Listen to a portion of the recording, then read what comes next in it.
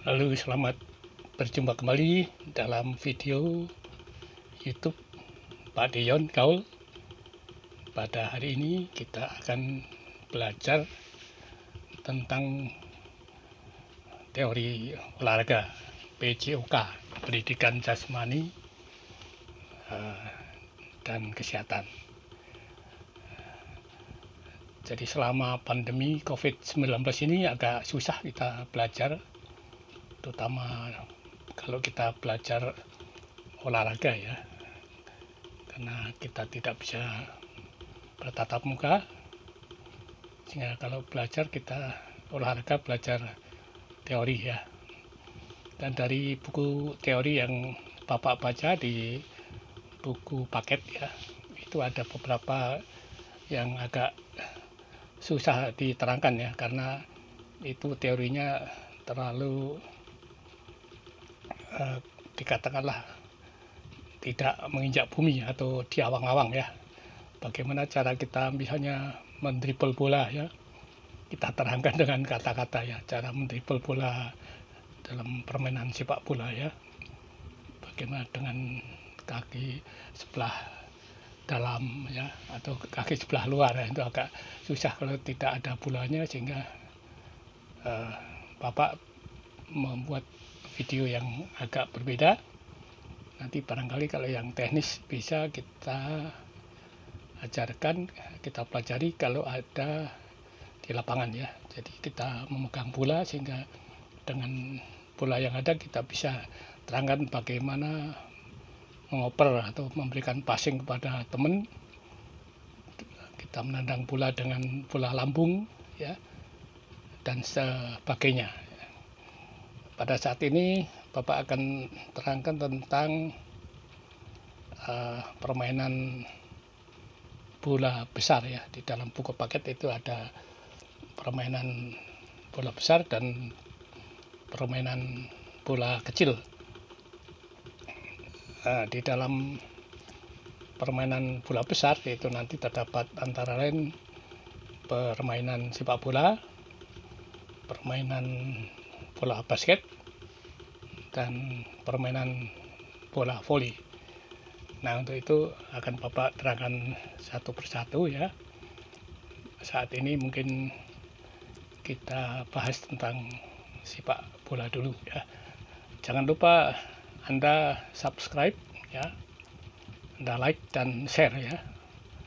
Bagi siapa saja yang menginginkan video ini barangkali berguna, silakan bisa dipakai untuk bahan ajar di sekolah, barangkali di tingkat SMP atau SMA atau SMK ya. Karena situasi pandemi saat ini agak susah ya, bahan pelajaran kalau diterangkan sesuai dengan teks kadang-kadang juga tidak sinkron atau kurang pas ya, karena banyak menyinggung tenis permainan. Oke, kita lanjut ke pokok pembahasan ya. Jadi hari ini kita belajar tentang sepak bola. Sepak bola itu yang pertama ya, kita mengenal lebar lapangan ya. Lebar lapangan sepak bola itu secara internasional atau menurut aturan FIFA itu 68 meter ya, lebar lapangan bola. Dan panjang lapangan bola 105 meter. Itu dari ukuran lapangan ya.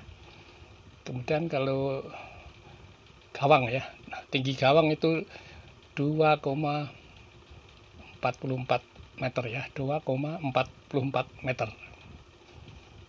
Panjang gawang atau lebar gawang itu 7,32 meter ya, 7,32 meter ya. Itu untuk ukuran gawang ya. Untuk ukuran-ukuran yang lain bisa kamu lihat di YouTube ya, barangkali yang lebih mendetail, atau nanti kalau ada waktu-waktu yang lebih ada banyak waktu kita bisa terangkan juga.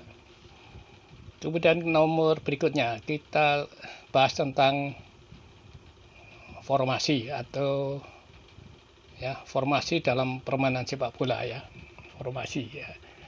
Jadi bentuk bagaimana kalau seorang pelatih sepak bola untuk menerapkan taktik dalam sepak bola ya. itu biasanya ada tiga kelompok ya, atau 4 ya kalau dari kiper ya. Pertama kiper itu penjaga gawang disebut kiper, atau kalau bahasa Inggris itu goalkeeper ya, goalkeeper. Kemudian di depan gawang kiper itu ada back ya, pemain belakang disebut back.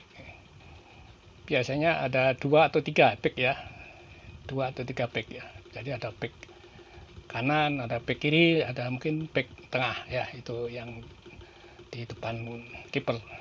Lalu di tengah itu ada pemain tengah atau disebut midfielder ya, pemain tengah, atau boleh juga disebut gelandang ya. Gelandang itu biasanya 3 ya, 3 juga, gelandang kanan, gelandang kiri, gelandang tengah ya. Tapi ada juga yang sekarang ini sudah modern ya, sudah tidak dibatasi 3-4 ya, 2 kadang-kadang begitu, tergantung dari pelatih, tergantung dari klub-klub mana yang sekarang ini bebas ya, menyerang dengan formasi gelandang 3 atau gelandang 4 itu bebas.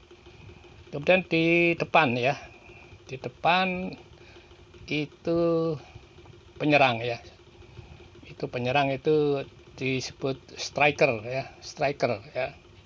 Striker itu penyerang ini biasanya bisa 3 bisa 5, ini tergantung dari pelatih lagi ya. Sekarang ini zaman modern ya, striker bisa 3 bisa 4 bisa 5 juga ya.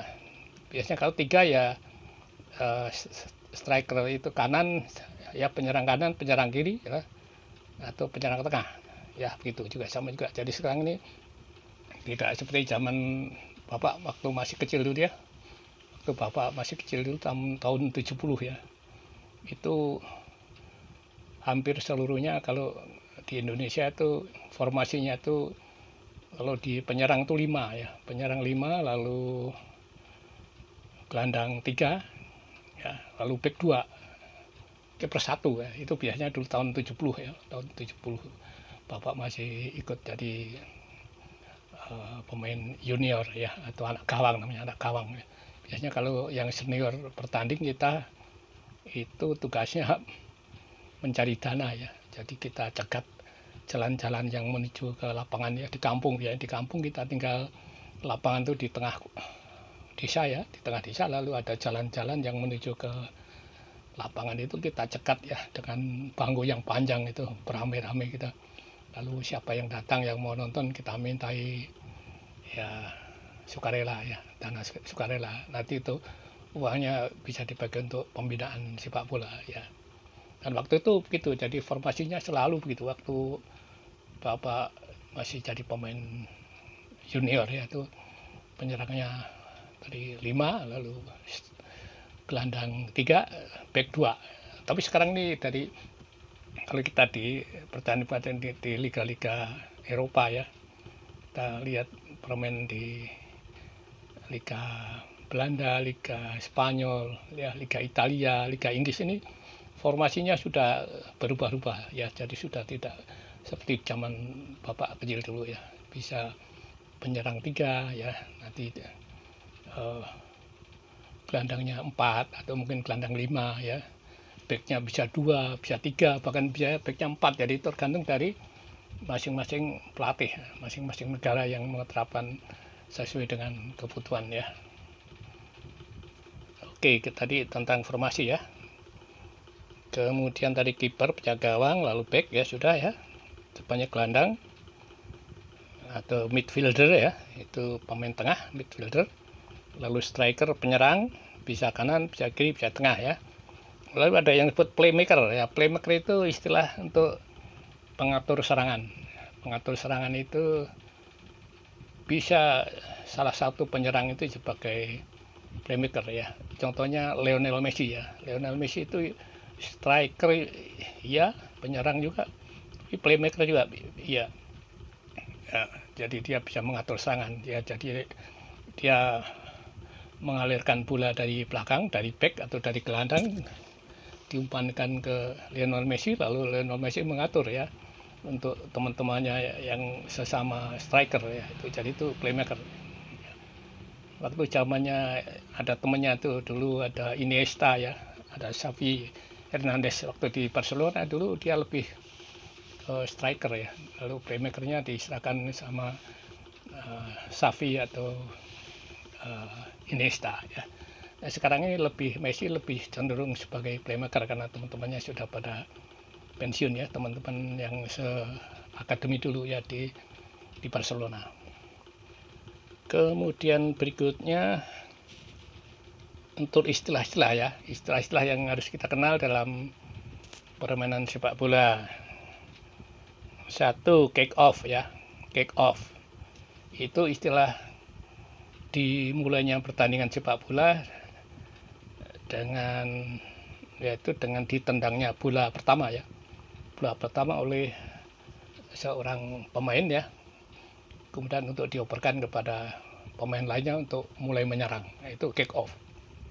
Ya, jadi permulaan pertandingan itu disebut kick off.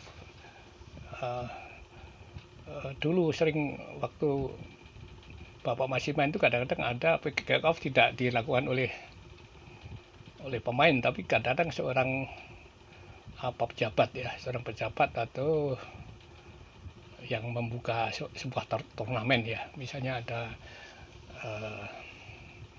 kelurahan mana atau kecamatan mana mengadakan pertandingan sepak bola ya, antar kampung ya, tarkam namanya, antar kampung. Sering untuk kick off pertama kali itu biasanya waktu hari pertama ya, biasanya itu mulai bapak camatnya atau bapak lurahnya itu bisa menendang bola pertama ya, jadi bukan pemain tapi seorang pejabat bisa juga ya tendangan pertama, tapi ya tentu dia mewakili salah satu pemain ya. Kalau dia pemain tim A ya berarti dia nanti nendang bola itu dia berikan ke teman yang tim A juga ya. Kalau dia mewakili tim B ya berarti dia akan mengoperkan bola pertama itu kepada B. Itu dimulai kick off-nya ya. Itu istilah kick off. Lalu free kick. Free kick itu tendangan bebas. Jadi kalau seorang pemain melakukan pelanggaran, nah itu nanti akan dihukum ya dengan tendangan bebas, namanya free kick ya, tendangan bebas. Tapi biasanya kalau tendangan bebas itu di luar area penalti ya, di luar daerah penalti. Kalau di daerah penalti itu nanti bisa penalti kick ya, tendangan penalti nanti dihukum dengan tendangan 11 meter ya, hanya kiper sendiri yang jaga itu. Kalau itu nanti penalti kick namanya. Kalau pelanggarannya terjadi di daerah penalti ya, di ruang di depan gawang itu ada garis ya, garis melengkung yang mengelilingi gawang itu kalau daerah situ itu daerah berbahaya ya. Jadi kalau pemain biasanya tidak berani atau dilarang melakukan pelanggaran situ karena hukumannya cukup berat ya, yaitu tendangan penalti ya, yang boleh dikatakan ya hampir 80% gol ya itu makanya itu pemain biasanya sangat anti ya, sangat dilarang untuk melakukan pelanggaran di situ. Jadi kalau mau misalnya men-tackle atau melakukan pelanggaran itu sebelum memasuki garis daerah penalti. Lalu berikutnya ya tadi penalti kick sudah ya. Penalti kick tadi sebuah hukuman tendangan penalti apabila pemain melakukan pelanggaran di kotak penalti ya, atau di daerah penalti. Itu hanya jaraknya 11 meter dari gawang ya. Dan offside ya, offside itu istilah untuk pemain ya, pemain yang boleh dikatakan pemain lawan ya, pemain lawan yang akan memasukkan bola ya, itu jaraknya lebih dekat ke gawang ya daripada pemain yang diserang ya. Jadi pemain lawan, pemain yang akan melakukan serangan itu jaraknya lebih dekat dengan gawang daripada pemain bertahan atau pemain yang diserang, itu offside. Lalu berikutnya throw in ya. Throw in itu lemparan ke dalam. Throw in, lemparan ke dalam. Jadi apabila seorang pemain dari tim A ya menendang keluar ya, dengan sengaja atau tidak sengaja menendang keluar di sisi ya, di sisi samping lapangan ya, di kanan kiri lapangan, yaitu nanti throw in dilakukan oleh level yang melakukan tendangan keluar tim A, berarti yang tim B yang nanti harus throw in melempar ke dalam, itu yang tim B. Jadi bukan yang tim yang tadi melakukan tendangan keluar.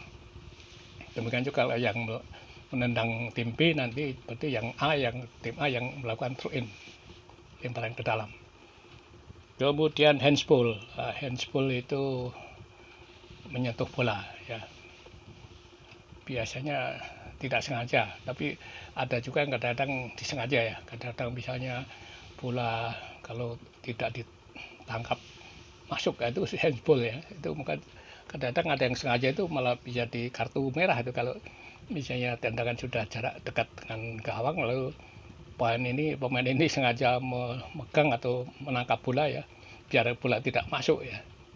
Biasanya nanti itu tim ini, pemain ini dikasih kartu merah ya. Di samping nanti ada tendangan penalti, lalu ditambah pemain yang melakukan tadi sengaja memegang bola, karena bolanya kalau nggak dipegang bisa masuk ya. Itu handsball. Lalu berikut corner kick ya. Corner kick, tendangan sudut, tendangan pojok ya, corner kick. Itu tendangan sudut itu dilakukan apabila pemain bertahan ya, pemain bertahan, biasanya pemain yang kipernya ada di sisi situ, itu melakukan tendangan atau membuang bola ya ke belakang ya, ke belakang di sisi kanan atau di sisi kiri gawang ya. Jadi untuk menyelamatkan supaya tidak kebobolan, lalu bola dibuang ya, dibuang tapi ke samping gawang atau ke samping kiri gawang atau samping kanan gawang. Itu nanti dilakukan itu corner kick ya. Nah, ini cukup bahaya juga ya, biasanya kalau lawannya mempunyai pemain-pemain yang badannya tinggi-tinggi, yaitu tendangan pojok ini cukup berbahaya juga ya, karena tendangan itu dari pojok gawang dilambungkan ke depan gawang lalu disundul ya. Biasanya kalau pemain-pemainnya lawannya tinggi-tinggi ya, itu bahaya sekali ya. Itu corner kick ya. Kemudian ada injury time ya. Injury time itu, injury itu cedera atau luka ya. Injury itu luka, cedera. Injury time waktu. Jadi waktu injury time itu waktu yang ditambah ya. Waktu yang ditambahkan untuk waktu yang resmi ya. Waktu resmi sepak bola itu 45 menit ya, satu babak. Jadi kalau dua babak itu nanti 90 menit. Lalu di dalam pertandingan itu, selama pertandingan itu kadang-kadang ada insiden, ada pemain yang cedera ya, mendapat tackling dan seterusnya, sehingga harus dirawat ya, kadang-kadang malah dikeluarkan, ditandu keluar untuk diganti pemain lain. Itu waktunya ada terbuang ya, dalam arti tidak murni 45 menit nantinya, jadi ya nanti setelah 40 menit ditambah waktu-waktu untuk merawat yang cedera ya. Itu nanti namanya injury time, sehingga waktunya nanti yang seharusnya 45 menit ya jadi 50 menit ya. Nanti yang kedua juga sama, yang tadi yang 45 menit menjadi tambah lagi ya, misalnya di 50 menit atau 52 menit ya, itu tergantung dari waktu yang terbuang tadi. Lalu biasanya waktu istirahat ya, waktu istirahat itu antara 45 menit dengan 45 menit, waktu istirahatnya 15 menit ya, waktu istirahat dalam sepak bola. Lalu ada istilah shoot out ya. Shoot out atau sering diartikan adu penalti ya. Adu penalti itu biasanya dilakukan apabila di dalam satu pertandingan resmi, dalam sebuah turnamen ya, biasanya turnamen di Piala Eropa kemarin ya, yang belum lama Piala Eropa di Inggris ya, di mana Italia dan Inggris juga itu bertanding ya. Itu banyak sekali tim-tim yang harus melakukan adu penalti ya, terutama di fase gugur atau ya, fase gugur atau knockdown ya, fase gugur. Itu kalau hasil seri 2 kali 45 menit terjadi sama ya 1-1 atau 2-2, diperpanjang dulu ya, diperpanjang 2 kali 15 menit ya. Tapi ternyata nanti sama lagi artinya ya, yang misalnya 3-3 jadi 3-3 atau tetap 2-2. Maka nanti diadukan ini shoot out atau adu penalti ya, untuk menentukan pemenang, karena harus ada pemenang ya. Untuk menjadi pemenang maka itu satu-satunya, karena hasilnya sama maka dilakukan shoot out atau adu penalti. Biasanya 5 kali ya, biasanya. Yang pertama 5 kali dulu ya. 5 kali, nanti kalau 5 penendang itu hasilnya sama lagi, nanti baru ditambah lagi ya. Sisa pemainnya berapa, nanti dari 11 pemain itu mungkin bisa juga ditambah ya. Yang pertama kali biasanya 5 dulu ya. Kalau 5 sudah selesai maka sudah tidak, yang kalah sudah diumumkannya. Oke, itu dari istilah-istilah. Kemudian kita lanjut ke legenda sepak bola ya. Kita ke legenda sepak bola Indonesia ya. Bahwa sekarang ini kondisi persepak bolaan Indonesia ya, PSSI Indonesia ini kelihatannya kurang maju ya. Dalam arti sebenarnya Indonesia dulu ya pernah mempunyai tim sepak bola yang bagus ya, terutama antara tahun 70 sampai tahun 80 ya.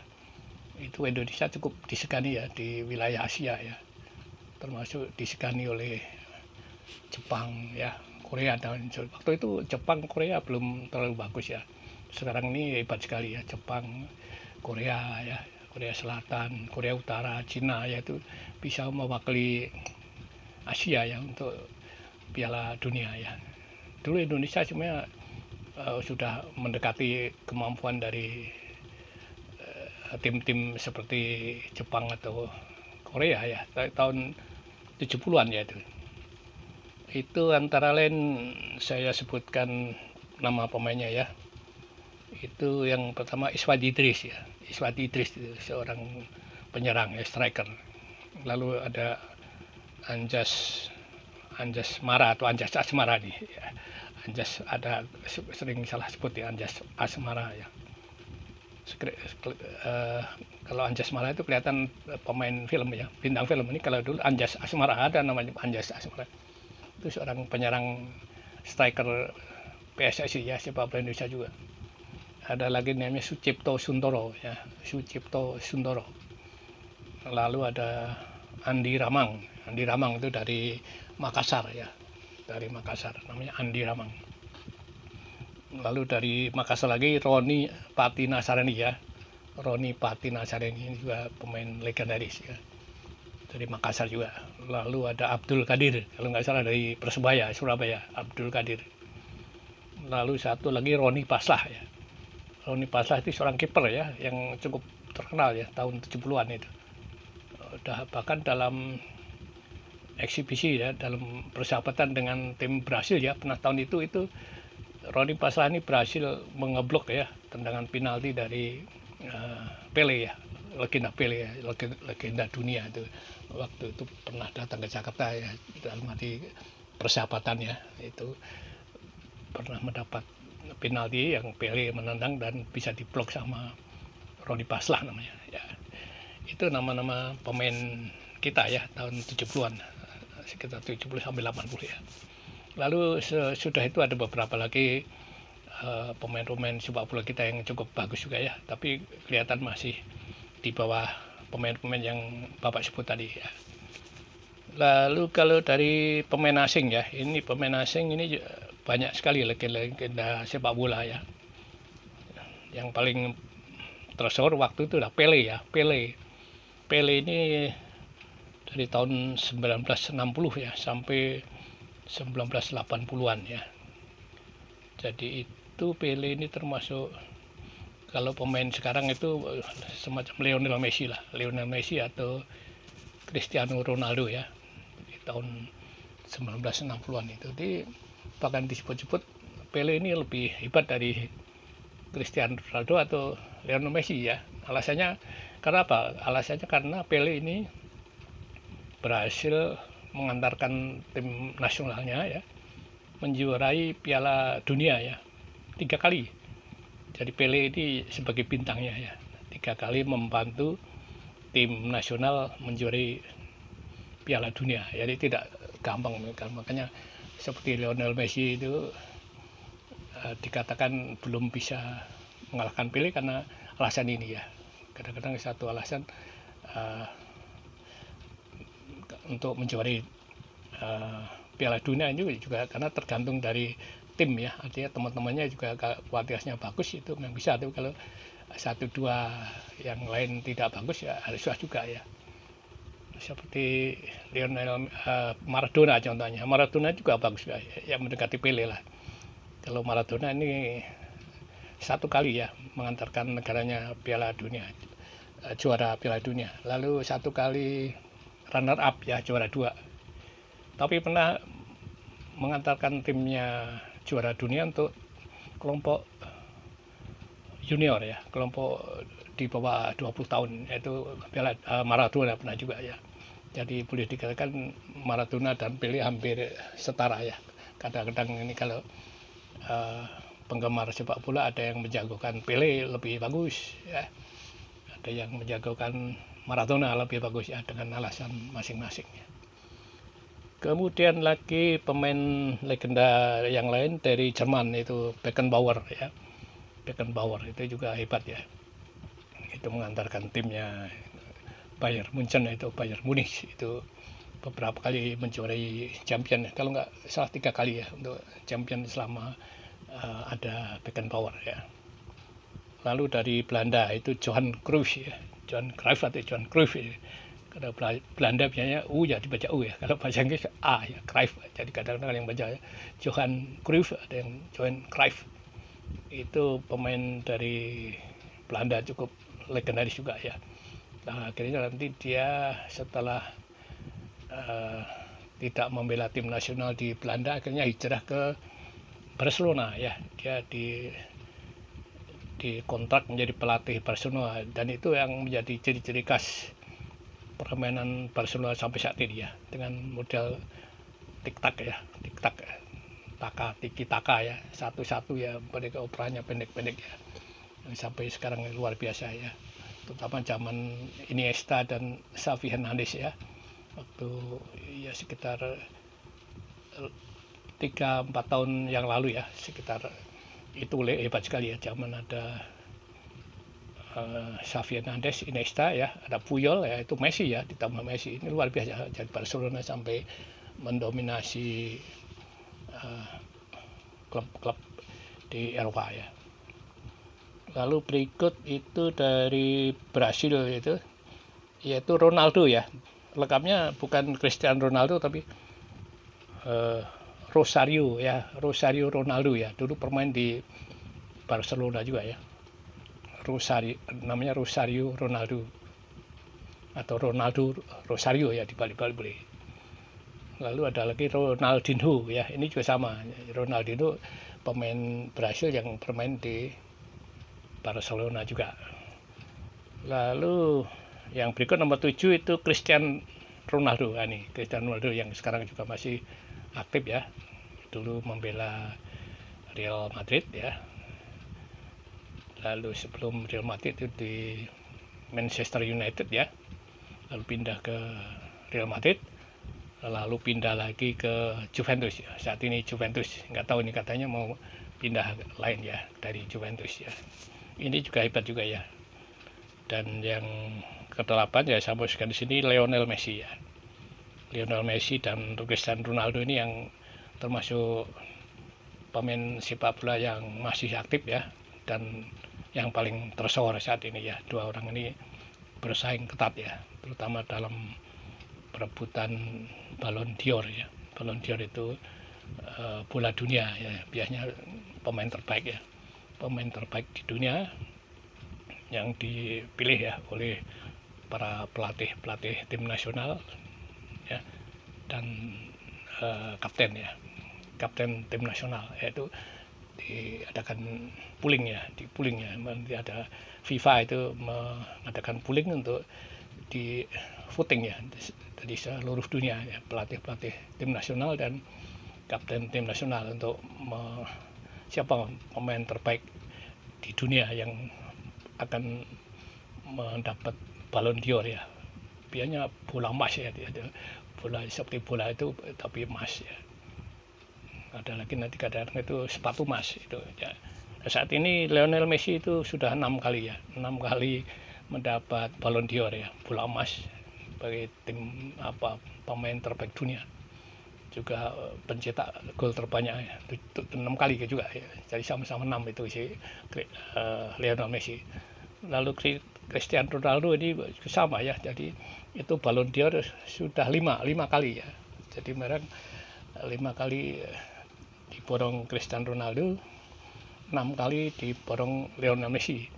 Dan untuk bulan Desember yang akan datang ini akan ada lagi pemilihan yang kemungkinan ya dari para pengamat sepak bola, dari pengamat di media massa ya, di YouTube, di itu Facebook dan sebagainya, kebanyakan sudah menjagokan Lionel Messi akan mendapat Ballon d'Or yang ke-7 ya, karena keberhasilannya di tim sepak bola di Barcelona. Dia sebagai top scorer 30 gol, lalu memenangkan Piala Raja atau Copa del Rey ya, Copa del Rey di Spanyol. Lalu belum lama dia sebagai tim nasional Argentina juga memenangkan Copa America juara ya, mengalahkan Brasil di negaranya, di negara Brasil ya, di lapangan yang terkenal ya, di Maracana, itu lapangan sepak bola terkenal di Brasil, di mana dibela oleh Neymar ya. Neymar akhirnya harus mengakui kekalahan dari sahabatnya sendiri ya, itu Lionel Messi. Itulah sehingga di dalam banyak pembahasan atau ramalan-ramalan akan diperkirakan ya, si Lionel Messi akan memenangkan Ballon d'Or ya.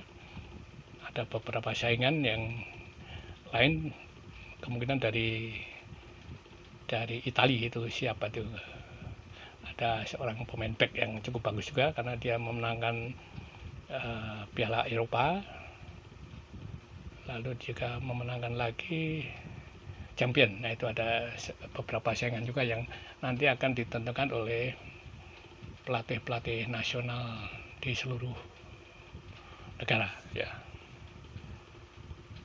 Oke, saya kira untuk keterangan sepak bola cukup sekian ya. Apabila ini berguna silahkan digunakan, terutama untuk rekan-rekan guru ya. Barangkali Anda kesulitan mencari bahan untuk menerangkan kepada siswa-siswa tentang olahraga ya, karena situasi pandemi, situasi corona masih cukup memprihatinkan ya. Mungkin harus beberapa bulan lagi kita harus mengajar secara online ya, sehingga beberapa bahan harus kita cari yang mudah ya, yang tidak memberatkan siswa tapi bisa mengena ya. Dan yang harus penting yaitu tadi online ya, karena tidak boleh tatap muka ya, tidak boleh melanggar PPKM ya. Jadi kita harus tetap waspada, jaga kesehatan kita, menjaga kesehatan murid-murid kita, terutama menjaga nasib bangsa kita yang di seluruh dunia sedang terkena imbas dari COVID-19 ya. Oke, semoga Anda baik sehat-sehat saja. Jangan lupa subscribe ya, like dan share video ini untuk siapa saja yang memerlukan, terutama untuk siswa-siswa ya, SMP, SMA, SMK yang harus memerlukan banyak informasi. Terima kasih. Sampai jumpa lagi pada waktu yang akan datang.